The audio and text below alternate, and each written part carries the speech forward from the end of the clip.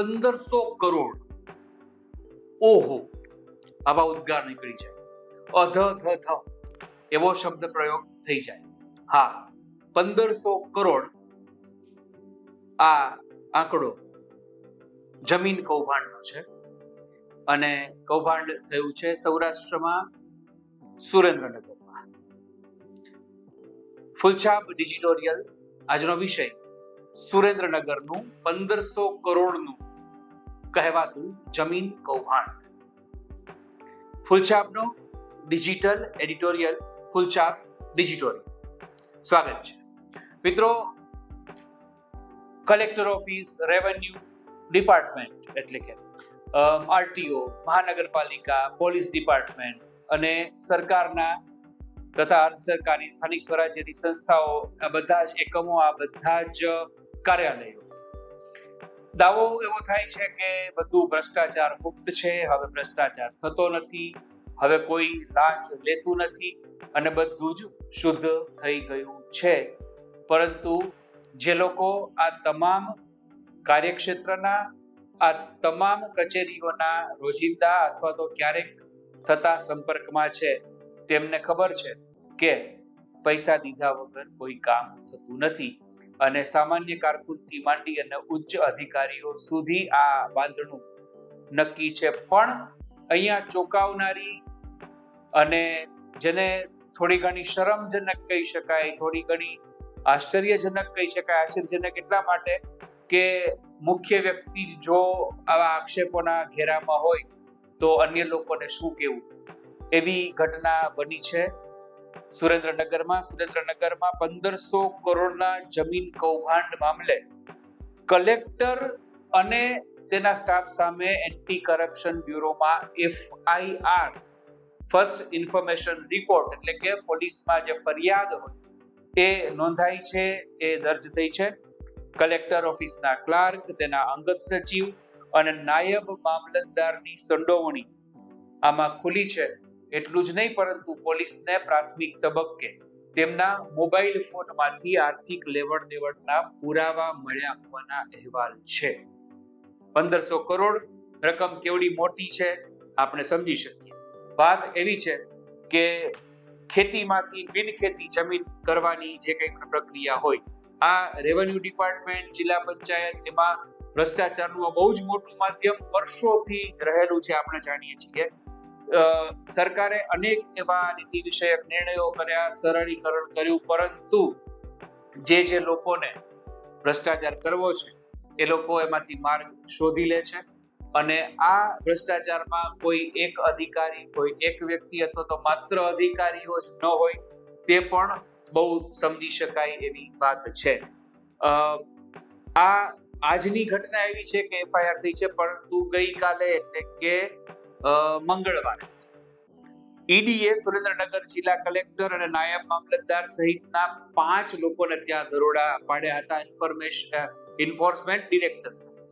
અને એમાં 1500 કરોડના જમીન એટલે કે બિનખેતી કરાવવા માટે ના કૌભાંડ સંદર્ભે આ કાર્યવાહી થઈ હતી. કલેક્ટર અને ઉચ્ચ અધિકારીઓના નિવાસ સ્થાને પડેલા દરોડામાં ઈડીને એવું લાગ્યું કે આમાં ખરેખર કંઈક એવું છે અને દાળમાં કાળું છે નહીં, પણ દાળનો આખો રંગ જ કાળો છે એવું ઈડીને લાગ્યું હતું ને તપાસ વધારે આગળ ચાલી હતી. અને આજે બપોરે સુરેન્દ્રનગરમાં ઈડીના અધિકારીઓએ રાજ્યના નાયબ મામલતદાર ચંદ્રસિંહ મોરી, કલેક્ટર ઓફિસના ક્લાર્ક મયુર ગોહિલ તથા કલેક્ટરના અંગત સચિવ જયરાજસિંહ ઝાલા વિરુદ્ધ લાંચ રૂશ્વત વિરોધી ધારા હેઠળ ગુનો નોંધ્યો છે. એન્ટી કરપ્શન બ્યુરોએ આ 5 વ્યક્તિ વિરુદ્ધ ગુનો નોંધી લીધો છે. આપણે સમજી શકીએ કે કોઈ વ્યક્તિ છે, કોઈ અરજદાર છે, એ ક્યારેય એસીબી માં ફરિયાદ કરે અને કોઈ ટ્રેપ ગોઠવાય અને એસીબી ફરિયાદ નોંધે, અને અહીંયા ઈડીએ કરેલી તપાસ પછી આટલા ઉચ્ચ અધિકારી અને એની સાથે સંલગ્ન લોકો સામે એની વિરુદ્ધ ફરિયાદ નોંધાઈ છે. એ કોઈ સામાન્ય બાબત ન ગણી શકાય. આ બહુ જ ગંભીર બાબત છે અને આ રેડ અને આ જે કંઈ પણ તપાસની પ્રક્રિયા છે એના એક ભાગરૂપે સુરેન્દ્રનગર જિલ્લાના નાયબ મામલતદાર ચંદ્રસિંહ મોરીની ધરપકડ પણ થઈ છે. મિત્રો, એવું કહેવાય છે, એવા અહેવાલો છે કે ઈડીની તપાસ દરમિયાન ચંદ્રસિંહ મોરીના ઘરેથી 67 લાખ રૂપિયા રોકડા મળ્યા છે. નાયબ મામલતદાર ની શું આર્થિક તાકાત હોઈ શકે એનો આ પગાર ધોરણથી માંડીને એ આપણે જાણીએ છીએ. એની સામે 67 લાખ રૂપિયાની રોકડ એને ત્યાંથી જપ્ત થઈ છે. એસીબી ની ફરિયાદમાં ઈડી ફરિયાદી બની છે અને ચંદ્રસિંહ મૌર્ય અને અન્ય સામે ગુનો નોંધીને આગળની કાર્યવાહી થશે એવા જુદા જુદા માધ્યમોના અહેવાલ છે. હજી અહીંયા ફરિયાદ થઈ છે, ઈડીની તપાસ ચાલુ છે, એટલે અહીંયાથી આપણે કોઈને ગુનેગાર ઠેરવતા નથી, પરંતુ આ તમામ સામે જે આરોપ છે બહુ સંગીન છે. કલેક્ટરના બંગલામાંથી તપાસનીશ અધિકારીઓએ 100 જેટલી ફાઇલ જપ્ત કરી લીધી હોવાના પણ અહેવાલ છે અને આ બહુ જ મોટો બનાવ, આ બહુ જ મોટી બાબત છે. કલેક્ટરને પણ શંકાના દાયરામાં ઈડી સહિતના તપાસનીશ અધિકારીઓ અને એજન્સી જોઈ રહી છે. વાત એવી છે કે આર્થિક લેવડ દેવડ પણ સ્પીડ મનીથી થઈને કરીને કરવામાં આવતી હતી કે જેથી કરીને બહુ વિલંબ ન થાય અને ફાઇલો ફટાફટ ક્લિયર થાય. ઈડીએ તપાસ શરૂ કરી છે, એસીબીમાં જોડાયું છે. આગળ શું થશે તે આ એજન્સીઝ કહેશે. ખરેખર કૌભાંડ થયું છે, કેવડું મોટું થયું છે, જે રકમ સામે આવી છે એટલી રકમનું કૌભાંડ છે, આ બધી જ બાબતો અત્યારે તપાસની અંદર છે. પરંતુ ઈડી જેવી એજન્સી જ્યારે કોઈ તપાસમાં ઝુકાવે ત્યારે એ વાત પાયા વગરની હોઈ ન શકે અને આમ પણ સામાન્ય નાગરિક પણ સમજી શકે કે રેવન્યુ ડિપાર્ટમેન્ટ સામે કોઈ આક્ષેપ થાય તો એ પાયા વગરનો ન હોઈ શકે. મિત્રો, આ બહુ જ ગંભીર બાબત છે. ભ્રષ્ટાચાર વિરોધી એક આખી ઝુંબેશ જ્યારે ઉપાડવાની વાત હોય, સામાન્ય માણસના કામ સારી રીતે થવા જોઈએ એવી એક વાત હોય, એ સમયે કલેક્ટર કક્ષાના અધિકારી સામે એસીબી ગુનો નોંધે, આ કેટલી ગંભીર અને કેટલી ચિંતાજનક બાબત છે આપણે સમજી શકીએ છીએ. જ્યાં સુધી તપાસ પૂર્ણ ન થાય, જ્યાં સુધી કોઈ નિવેડો ન આવે, આમાં કોઈ ચાર્જશીટ ફાઇલ ન થાય અને જે કંઈ પણ પ્રક્રિયા કરવાની હોય કાયદાકીય એ પૂર્ણ ન થાય ત્યાં સુધી અહીંયાથી જજમેન્ટલ બનવાનો સવાલ નથી આવતો. પણ દરેક નાગરિક આ વસ્તુ જાણે છે અને સમજે છે કે આવું જેમ છે એમ અત્યારે ન કહી શકાય, એમ નથી જ એવું પણ કહી શકાય એવી સ્થિતિ નથી.